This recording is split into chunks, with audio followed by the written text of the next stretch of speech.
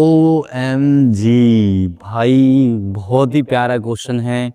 मतलब ऐसे ही क्वेश्चन आने हैं इस बार CBSE 2025 में। पिछले साल का पेपर उठा के देख लो, बढ़िया क्वेश्चन पूछे गए थे डिफरेंशिएशन से।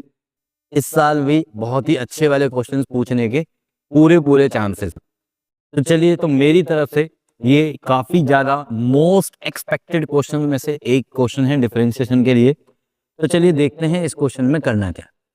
तो हमें दिया हुआ है cos inverse of this is equals to this, we have to prove x square into में y2 प्लस में एक्स y1 प्लस में n स्क्वायर y। तो y, y1 और y2 सारे पे सारे इस एक्सप्रेशन के अंदर आ रखे हैं और इक्वल्स टू 0 प्रूव कर दिया। बढ़िया। देखो, एक वे तो यह है कि मैं बिल्कुल सीधे डिफरेंशिएट करता जाऊं, बट मैं नहीं करने वाला, क्योंकि मैं तुम्हारे सोचने और करने के जो नजरिए हैं, जो तरीके हैं, उनको चेंज करने की पूरी कोशिश कर रहा हूं यहाँ पे, है ना। इस चैनल पे मेरा मेन मकसद ही यही है। मैं सिर्फ तुम्हें NCERT करा के बहला लूं, फुसला लूं, वो मेरा नेचर नहीं है, ठीक है। तो जो लोग सिर्फ NCERT करा रहे हैं और जो लोग NCERT सीख रहे हैं, बेटा वो 60-70% वाले ही हैं, वो टीचर भी और वो बच्चे भी, ठीक है ना। तो मेरा वो कॉन्सेप्ट नहीं है, मैं आपको सिखा के रहूंगा कि करना कैसे है, ठीक है। रटना नहीं है ना, जहन में नहीं है वो अपने, ठीक है। तो चलिए आते हैं। तो मैं क्या करने वाला हूँ यार, यहाँ पे देखो, हमारे पास इस cos इनवर्स को तो उधर भेजेंगे, बट उससे पहले एक काम कर लेते हैं। ये लॉग के अंदर एक प्रॉपर्टी अपन ने पढ़ी हुई है, m की पावर है, तो इसको लिख लेते हैं n log। ओके, साथ में हमने एक और प्रॉपर्टी पढ़ी है लॉग के अंदर m/n, तो इसको लिख लेते हैं हम log ऑफ m माइनस में log। मानते हो बात? सर हाँ सर, ये तो होता ही है। तो अभी cos इनवर्स को यहीं पे रहने देते हैं, थोड़ा सा पहले राइट साइड में सिचुएशंस को सही कर लेते हैं। इस सर ये पावर तो आगे ले आते हैं n, और साथ के साथ log के अंदर m/n की प्रॉपर्टी लगा के log x माइनस में log n बनाना। बढ़िया। ओके, cos इनवर्स को उधर अब भेज लेते हैं, cos बना लेते हैं। या फिर एक काम करें यार, सुनो, cos इनवर्स को नहीं भेजो, है ना। cos इनवर्स को मत भेजो। क्यों मत भेजो? क्योंकि मुझे एक चीज और अच्छी दिख रही है यहाँ पे, n इंटू में log n। n into log n क्या है? एक कांस्टेंट वैल्यू है सर, है ना। क्या है ये? एक कांस्टेंट वैल्यू। एक काम करो, अलग करके देख लो, चलो n इंटू में log। ये कांस्टेंट वैल्यू और कांस्टेंट वैल्यू का डेरिवेटिव 0 हो जाएगा, तो इसलिए मैंने सोचा अब यार cos इनवर्स को मत ही भेजो, ठीक है।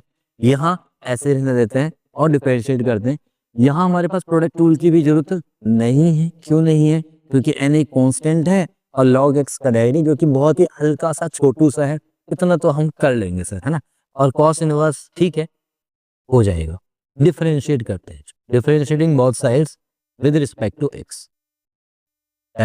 cos इनवर्स का डेरिवेटिव -1 अपॉन में रूट के अंदर 1 माइनस में y स्क्वायर अपॉन में b स्क्वायर हो गया, ठीक है। इनटू में अभी डेरिवेटिव आएगा y अपॉन b का, जिसमें 1 अपॉन b तो कांस्टेंट है और y का डेरिवेटिव हो गया y equals n as it is log x का 1 हो, ठीक है। अब यहाँ पे देखो, अंदर एलसीएम लेंगे तो b स्क्वायर माइनस का y स्क्वायर आएगा। अंदर एलसीएम ले लो, minus as it is B square minus का वाई स्क्वायर, और जो बी स्क्वायर आएगा अपॉन में वो रूट के अंदर रहेगा। 1 अपॉन बी है इंटू में ऊपर 1 अपॉन में बी, तो बी नीचे आ गया, इंटू में ऊपर है y1 is equals to n upon x। ये आ गया हमारे पास, बढ़िया। अब ये जो बी स्क्वायर है, ये रूट से जब बाहर निकलेगा, तो बी आएगा, और ये वाला बी इस वाले बी को कैंसिल कर सकता है, ठीक है, क्योंकि बी ऊपर है, ऊपर जाके कैंसिल कर देगा नीचे वाली टर्म को।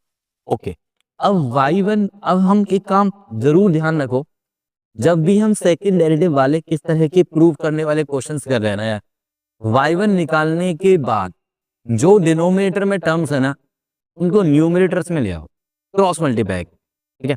ये वाली डिनोमिनेटर में इसको उधर भेज दो, इस वाली डिनोमिनेटर को इधर भेज दो, तो इस माइनस में यहीं पर रख लेते हैं। चलो, x into y1 is equals to n उधर भेजा, साथ में बी स्क्वायर माइनस का वाई स्क्वायर रूट के अंदर, राइट से। ठीक है। ये माइनस मुझे वैसे अच्छा लग नहीं रहा यहाँ पे, तो जब मुझे अच्छा नहीं लग रहा तो आपको कैसे लगेगा, तो इसको उधर भेज दिया मैंने, और इसको अब हमने कुछ नाम दे देना है, let it be star, let it be नाम differentiating again, differentiating X Y one देख रहे हो आप, ये एक्स वाई वन की एक टीम थी आई है, और फील लेते हैं अभी differentiating both sides, differentiating both sides, ठीक है। और ऑब्वियसली एक्स के रिस्पेक्ट में, तो एक्स को रखा है एज वाई वन का रेडियो वाई टू हुआ, प्लस वाई वन को रखा है एज एक्स का रेडियो वन हुआ, माइनस में N as it is, constant term है भाई, उसके साथ कोई छेड़खानी नहीं करनी है, बाहर है, शांत है, ऐसे ही रहने दो।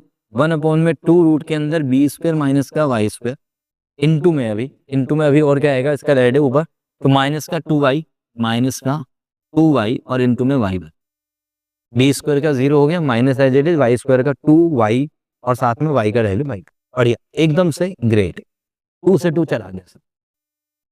अभी देखो यहाँ पे एक्स वाई टू, ओके, यहाँ पे एक्स स्क्वायर है, ओके, y1 है बट x है, मतलब देख रहे हो यार, इस पूरे में अगर x मिल जाए मल्टीप्लाई में, तो ये पूरी की पूरी टर्म बन सकती है, फील कर पा रहे हो इस बात को, अगर इसमें x से मल्टीप्लाई मिल जाए तो ये पूरी टर्म मिल जाएगी sir, okay. But right side में क्या होगा सर, राइट साइड में तो 0 है, और ये n स्क्वायर y है वैसे यहाँ पे, और एक्स्ट्रा, मतलब एक तरह से सोचो कि अगर ये मिल रहा है तो राइट साइड में मुझे माइनस का n स्क्वायर y चाहिए, मतलब ये अटरम सटरम नहीं चाहिए, सिर्फ y चाहिए और n स्क्वायर चाहिए, ओके। मीन्स ये माइनस और इंटू माइनस, तो ये तो प्लस हो गया n इंटू वाई, साथ में क्या है वो देखो, y1 अपॉन में दिस, ये वाला जो पार्ट है y1 अपॉन में दिस, इस वाले पार्ट को कहीं और सोचो जरा, कहीं दिख रहा है क्या, देखते हैं, ध्यान से देखते हैं, स्टार वाली इक्वेशन को देखो, स्टार इक्वेशन जो है ना उसको देखो यार, स्टार को अगर मैं ध्यान से देख रहा हूं तो मुझे क्या दिख रहा है, y1 अपॉन में दिस, y1 अपॉन में दिस, रूट के अंदर बी स्क्वायर माइनस का वाई इज इक्वल्स टू दिख रहा है मुझे माइनस का n अपॉन में x, माइनस का n अपॉन, स्टार इक्वेशन को अगर मैं ध्यान से देखूं, ऑब्जर्व करो, तो y1 जिसकी वैल्यू आ रही माइनस का n अपॉन में x, इसे पुट कर देते हैं यार, माइनस का n अपॉन में x यूजिंग स्टार, इस x को उधर भेज दो, इस x को इधर भेज दो, तो क्या बन जाएगा, ये वाला x इधर आते ही क्या बना देगा इसको, X square Y two plus में एक्स वाई, और राइट साइड में क्या बचेगा, राइट साइड में से ये x चला जाएगा, है ना, तो ये बन जाएगा माइनस का n स्क्वायर वाई, और माइनस के n स्क्वायर वाई को लेफ्ट में ले आओ तो प्लस का n square Y equals to 0, और इसके साथ आप बोलोगे कि दिस इज हैप्पीली प्रूव्ड।